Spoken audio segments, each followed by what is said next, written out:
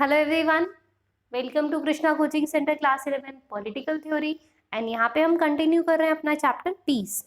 सो piece का मतलब देख रहे थे, तो सेकेंड स्टेप में पीस को क्या बोलते हैं would be see it is absence of any violent conflict, कि कोई भी वायलेंस नहीं हो रहा है, चाहे वो वॉर हो रहा है, तो मैसेकर हो, असैसिनेशन हो या कोई फिजिकल अटैक हो।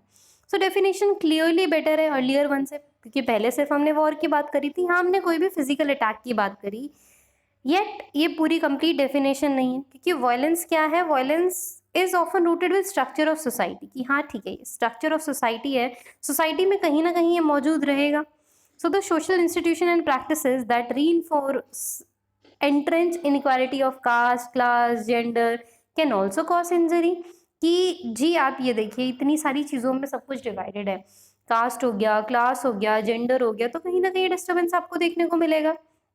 So, if any challenge is made to these hierarchies of oppressed class, it may also breed conflict and violence. So, जो आपका structural violence है, structural violence of this kind may produce large scale evil consequences. So, let us look at कुछ examples. So, जैसे forms है, forms of structural violence, उसमें हम क्या बात कर सकते हैं structural violence में, कि जो traditional caste system है, it treated certain group of people as अस्पृश्य या फिर अनटचेबल। अब देखो स्ट्रक्चरड या वायलेंस कैसे, कि ट्रेडिशनल कास्ट सिस्टम में लोगों ने अपने आप ही कुछ लोगों को अनटचेबल घोषित कर दिया था।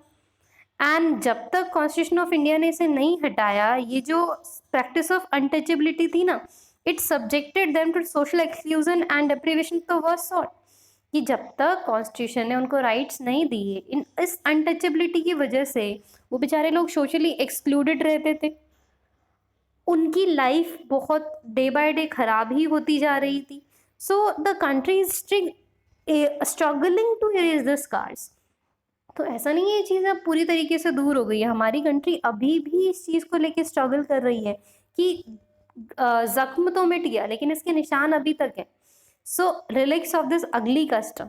So while a social order based on class appear to be more flexible, it too generates a great deal of inequality in operation. So in the developed country, एक जो majority of laboring class है, it is confined to informal sector, जहाँ पे wages and conditions of the work है वो abysmal है। So ये काफ़ी सारी चीज़ें हैं जो एक तरीके से स्ट्रक्चर्ड ही हो गई, हमने कहीं ना कहीं समाज में बना दिया इसको, ये बनी बनाई नहीं थी, हमने इसे क्रिएट किया।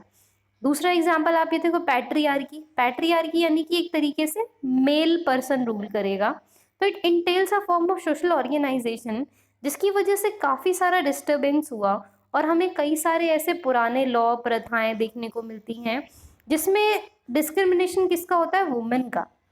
तो it's manifestation include several abortion of female foetuses. अगर आप देखें आज भी कई सारी ऐसी समस्या फीमेल फिटिसाइड का है कि गर्भपात करा दिया जाता है लिंग जांच करवा के, उसके अलावा ठीक ठाक एडिक्वेट नरिशमेंट नहीं दिया जाता है, एजुकेशन नहीं दिया जाता है गर्ल चाइल्ड को, चाइल्ड मैरिज कराई जाती है, wife battering, dowry related crimes, बहुत सारी चीज़ें। इनफैक्ट आप ये देखिए sexual harassment at work place, rape, honour killing, and हमारा जो सेक्स रेशियो है वो भी बहुत कम है।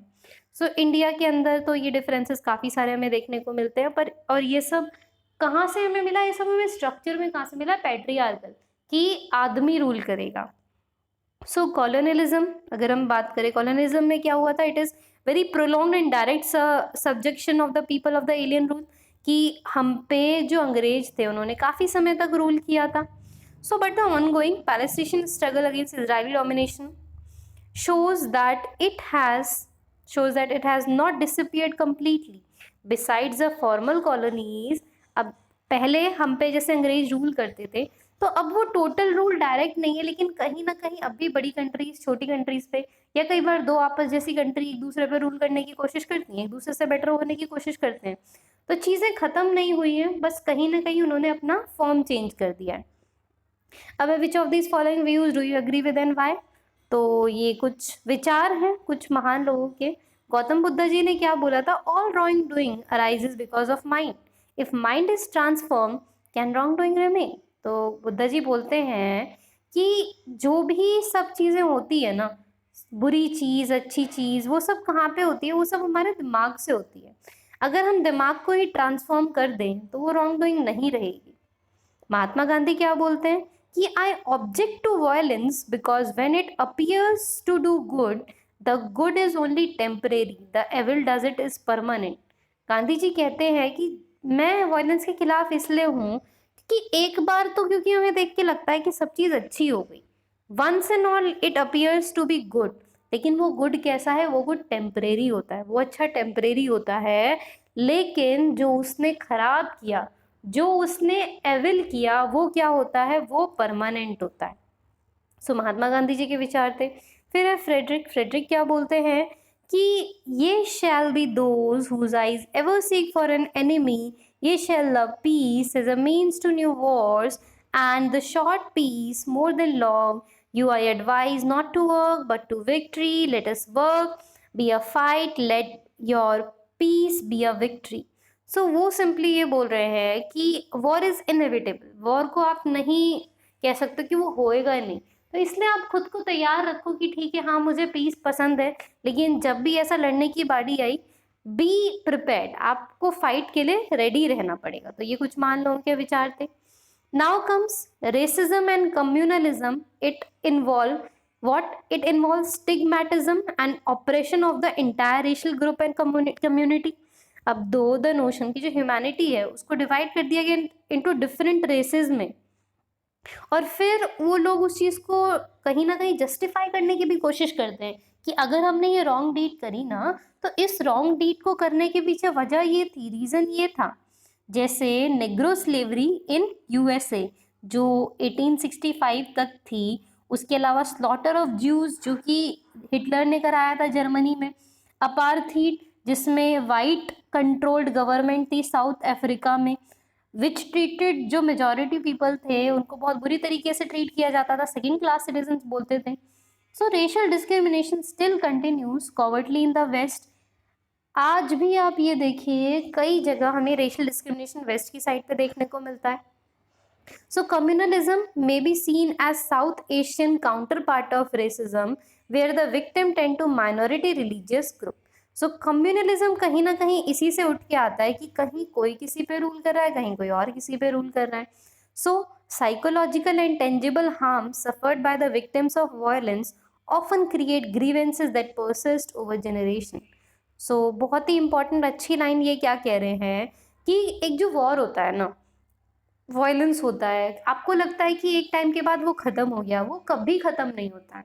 वायलेंस नेवर एंड्स, वो कहीं ना कहीं साइकोलॉजिकल फॉर्म में और कुछ ना कुछ दिमाग में रहता है, और वो जनरेशन्स तक पास ऑन होता है।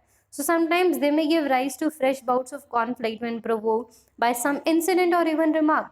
सो we may have examples of long term grievances being harmed by communities against each other in South Asia. तो वो सब चीज़ों की वजह से वो दिमाग में बातें बहुत बार रह जाती हैं, such as those stemming from violence unleashed during the partition of British in India.